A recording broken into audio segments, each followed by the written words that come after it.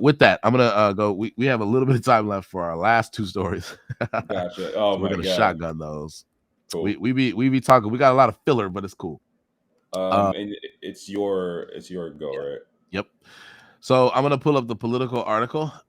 This is all about Biden's student debt plan. There's been a little bit of a political backlash about it. Now, this one focuses on centrists. You can see it in the headline, says the centrist revolt against Biden's student debt plan. I thought it was an interesting angle because typically everything is blamed on the left or the right. If you're on the right, everything's blamed on the left. You're on the left, everything's blamed on the right. But this, so I consider Political pretty left leaning. To blame centrists is interesting. And I'm wondering how much of a norm it's going to be to blame centrists, to start blaming, for the left in particular, to start blaming centrists for things. Mm-hmm. because for the longest time I was told that there were no real centrists. That centrists are they're just Republicans who are hiding the fact that like you can't You be a got found centrist out, in this bro. country. You're really just a closeted conservative. It's You like, you but voted nah, for some Trump, of us bro. are in the middle. Some of us exist, bro. Like some of us genuinely disagree with woke shit. But here we go. Yeah, I don't want So to hear that. You voted for Trump. yeah, Yeah, you're listen. I You've been voted. found Yeah, out. yeah. I've been. Yeah, but I don't. Well, the thing is, I don't hide that. I'm not ashamed of that. Like I don't care. Like you can judge me if you want to, but like what? I'm over here live telling people, and I've been telling people on Clubhouse too. It's like whatever. Hmm. But anyway, so that was fast. Democratic moderates and progressives. So now we're talking about Democratic moderates and progressives. So those are the interests that they have in mind. Spent a year and a half feuding over Biden of the Biden agenda. The Inflation Reduction Act finally brought them together, but President Joe Biden's long-awaited plan to cancel some student debt, one of the most contentious issues dividing Democrats, has reignited the intra-party policy wars. Biden's announcement yesterday was an enormous achievement for the left. Activists turned a once fringe idea into a litmus test for a Democratic president who, until recently, was still voicing hostility to student debt forgiveness in internal White House debates. While they didn't get everything they wanted, the debt relief campaign offers a model to be studied by any progressive reform movement. I love the fluff that they with which they like. Anyway, they give these flowery languages to things that are obviously stupid, but they didn't change everyone's mind. Centrists who thought Biden was their ally on this issue feel burned, and in expressing their disappointment, they are reciting several of the same arguments that the president himself previously expressed. Let's dig into what Biden said yesterday and what it means legally, economically, and politically. The details. I'm going to read a couple paragraphs and I'm going to summarize the rest. All right. Political's Michael Stafford and Eugene Daniels. Quote, the Biden administration on Wednesday announced it was canceling up to $10,000 of student debt for millions of people and up to $20,000 of debt for low and middle income borrowers who previously received a Pell Grant. Part of the qualification for receiving a Pell Grant is that you're low income, so that's why the Pell Grant matters. The loan relief will be limited to borrowers who earn less than $125K a year or families earning less than $250K a year. In addition, the White House plans to extend the moratorium on monthly payments and interest for a final time through December 31st. So it's means tested, which a lot of woke people don't like, apparently. The president said 43 million people would benefit from a student loan plan, with 20 million Americans having their student loans fully wiped out. Now, to summarize it, the student debt forgiveness thing is not wiping out student debt for like everybody or like all black people or anything like that. It's wiping out just $10,000 of your debt for people who make less than 125K a year or families that make less than 250K a year, and then 20K for people who were eligible for the Pell Grant. So it's means tested. Now, the uber woke progressives wanted to have debt forgiveness for, I guess, all poor people, and they never really defined it, but maybe some amongst them did define it. Maybe everybody making less than 125K would have gotten all of their debt cleared. Maybe all black people. I don't know. I don't know exactly what because they're not really big on details, but it's just like this entitlement. But this is kind of like a step in that direction, and there's a lot of criticism being levied against this. From the left, there's a lot of people who think it didn't go far enough, obviously, because they wanted more. From the right, there are people who think it went way too far. They're in principle against the idea that you can like take out a loan and then like just have the government be like, well, never mind that contract, you're good.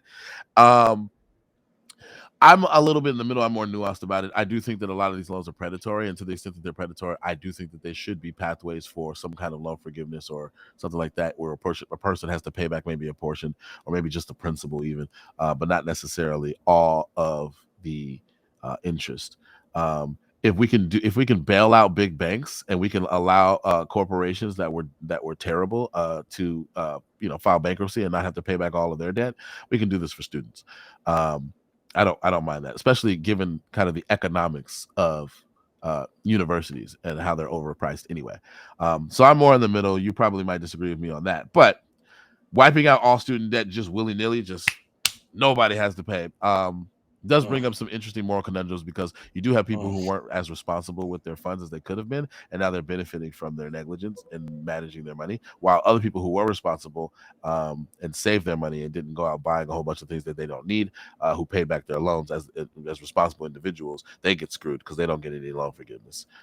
This was actually brought up to Elizabeth Warren in that kind of now viral clip where this guy mhm, asked Elizabeth Warren about that. So that's kind of summing it up. I actually am leaning slightly in favor of those typically right of center who criticize this, but mhm. I'm not opposed in principle to some kind of debt forgiveness plan. I would have more questions around why they set the bar at 125K and 250K. And I will be interested or curious to know whether or not Democrats are genuinely trying to bribe people for votes. Because that is a narrative that seems to have more plausibility with policy positions like this. What do you think?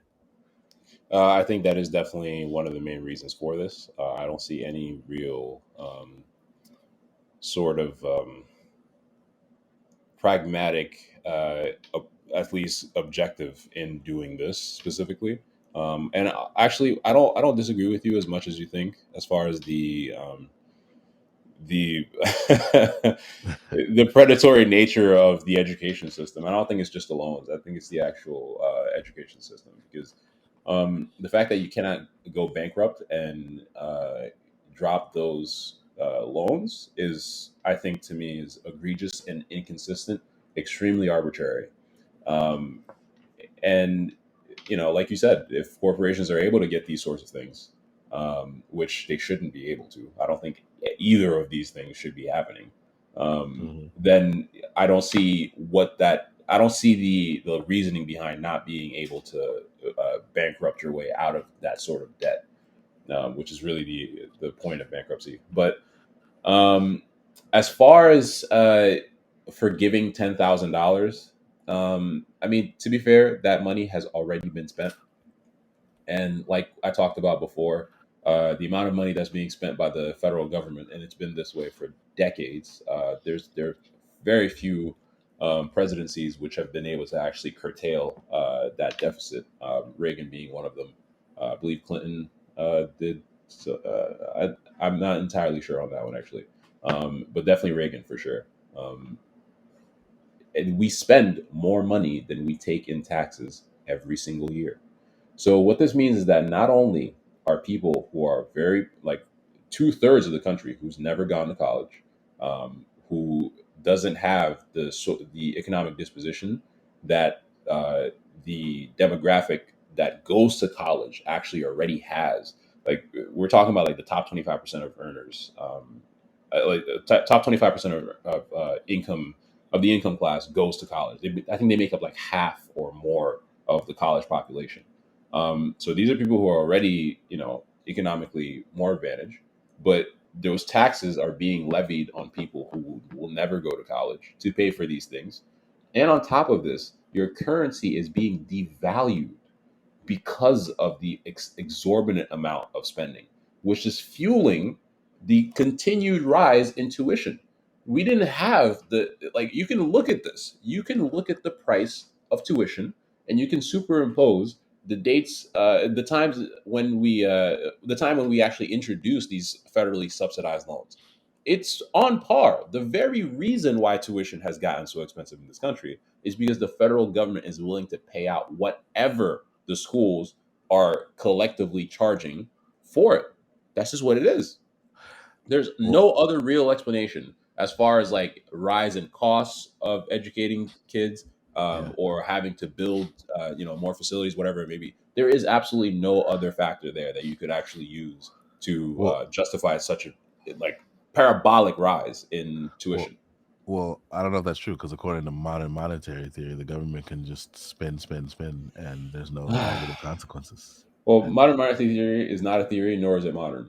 it is very modern. It's one of the No, it's not. wokest, most modernist theories I've ever heard. It's not. It just blatantly People. disregards basic fundamental facts about economics, and that's awesome and progressive. But also, it is definitely a theory, though. What? How is it not a uh, theory?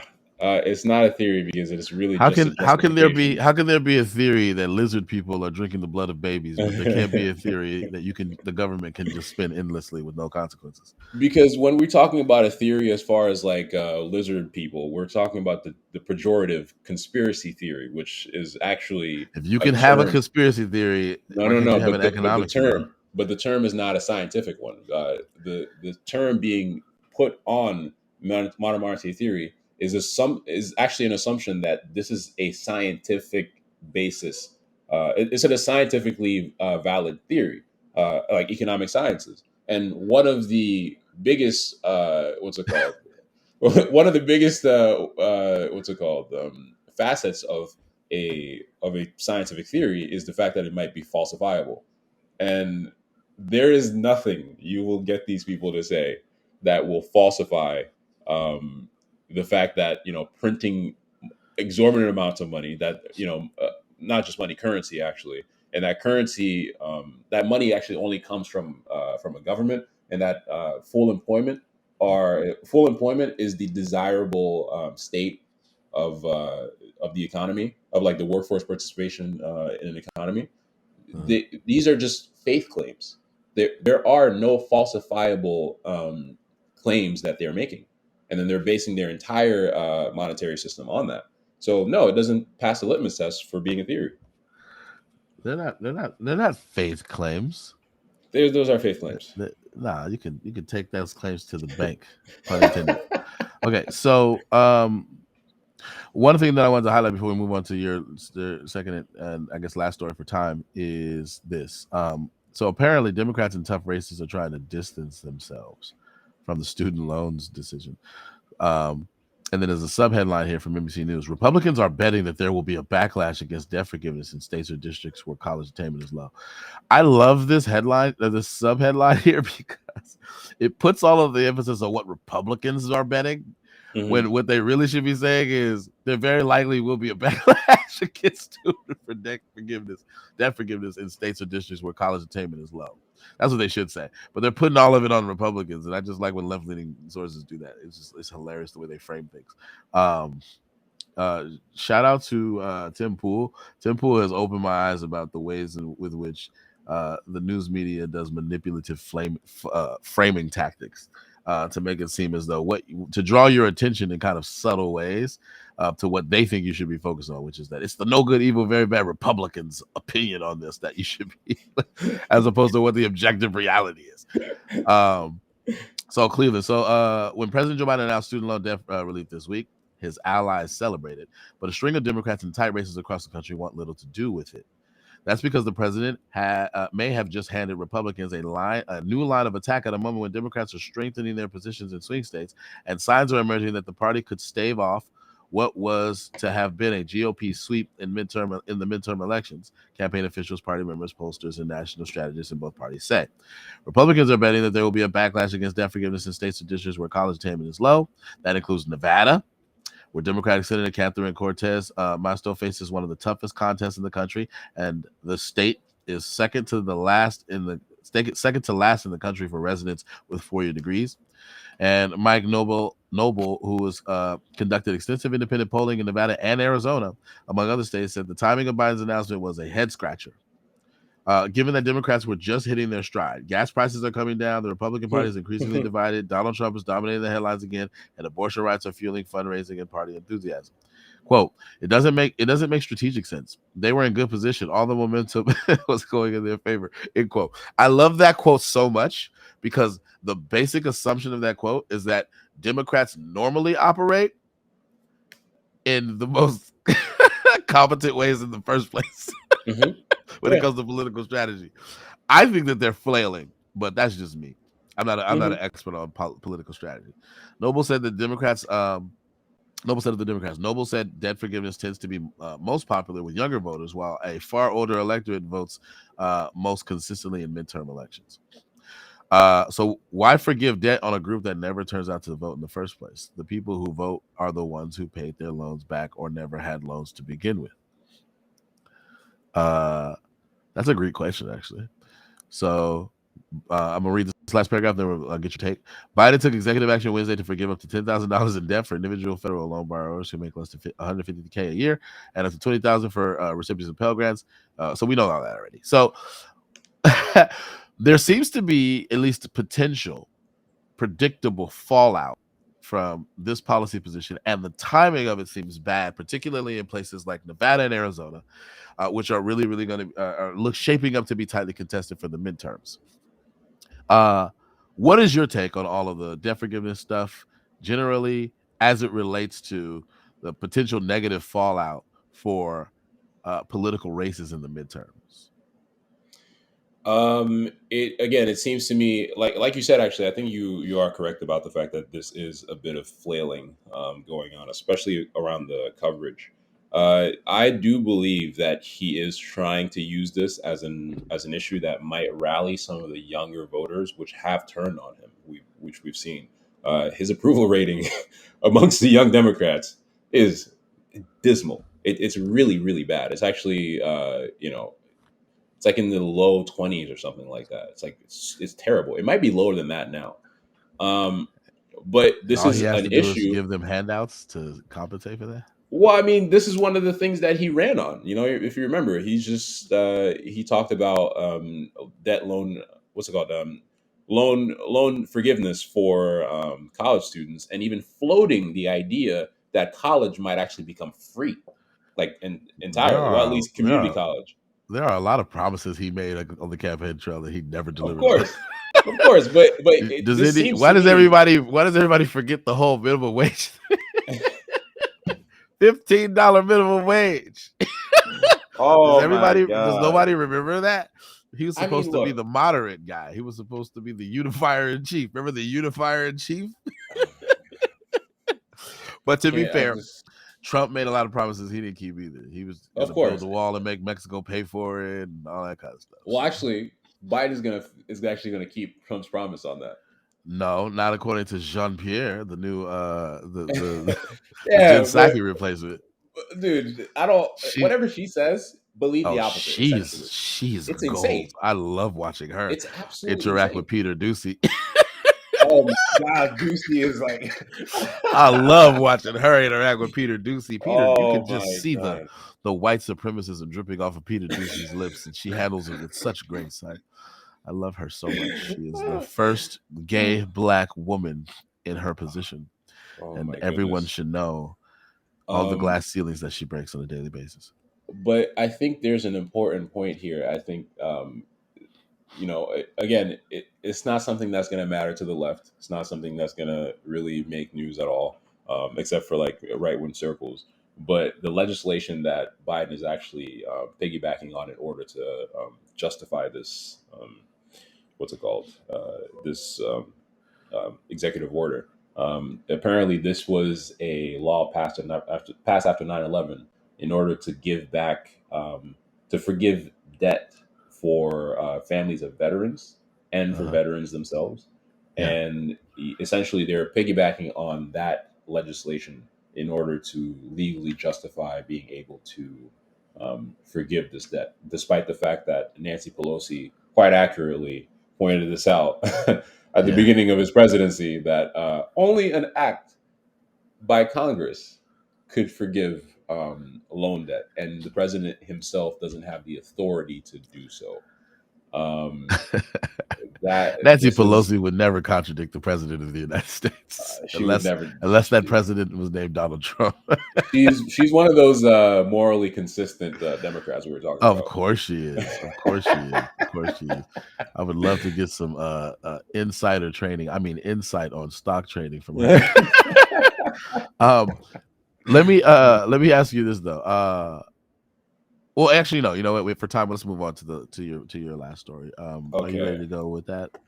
If not, I can fill. Yeah, you can All right. go Let me. ahead and get the last one in.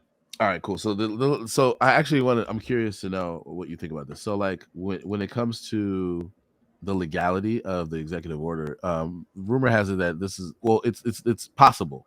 It's possible. It's within the realm of possibility that this could go all the way up to the Supreme Court. According Mhm. to the wisdom of the woke, the Supreme Court is rogue because it is stacked with radical Republicans. Ugh. So it's likely not going to be upheld in the Supreme Court if it goes to the Supreme Court. But by the time that happens, it'll all people will already have had their debts forgiven, and I don't know how you unforgive debt. So, like, what would be the potential fallout of that politically for the Democrats, in your opinion? That's a question I actually Oh, don't know the answer to. of having the actual legislation struck down by. Yeah, So first, I would have to know how long this, what sort of time period we're looking at here. Is this something that's ongoing? Do you know actually? I don't. So I would imagine that this would probably be going up to the Supreme Court within the next 7, 8, 9 months, but I don't really Oh no, have. I mean the period in which the was oh, actually I think I read about this. I think you have to sign up for it before the end of September. I believe. I think that's the Well, deadline for my this. my point is, whatever the time frame is, I'm pretty certain that you would be able to access whatever this law enables well before it gets to the Supreme Court. Yeah, yeah, If that's you know what but I mean. that's what I meant. What's it called? That was the whole thing. If I think there would be a lot more of a fallout if this was an ongoing thing, and the Supreme Court came along and just deaded it. But it seems like this is already a very divisive issue. Seems like in the Democratic Party right now, as far as like the Uh-huh. centrist versus the far left. Right. Um, I think right now, either way it goes, he's gonna lose what's it called, support from his party. The people that are on the left don't think it's enough. Yeah. They'll No. cry about it. They'll cry about it for sure. Don't do that. The- Don't do that. Don't talk about the leftists like that. I won't allow it. Your I won't people. allow it. I won't allow it. Well, No, they don't but like me too much right now, but yeah, yeah, I will protect them anyway. All right. yeah, but they don't think it's enough anyway. So this is not something. This is not a hill they'll die on. But they'll definitely use it as cannon fodder for just pelting the Supreme Court as they usually do. Even though the Supreme Court has been the sole tool of change that the progressive movement has had in the last 60 years. Like Mhm. they don't actually change what's it called, legislation, or affect federal law or state law very well unless Mhm. it's done through the Supreme Court. Right, right, right. That's just the way it's been. Um, and it's just so weird to me when they pelt the Supreme Court like that, or try to act like we should ban it or something when it would actually hurt you more. Um, but yeah, I don't see it being really that big of a deal, to be honest with you. Just because so many people even within his party are not okay with the way it's been done. Fair enough. And I don't know how they would unforgive uh Forgiven loans that loans. were already forgiven, because like I it's once forgive it's you. been signed. Psych.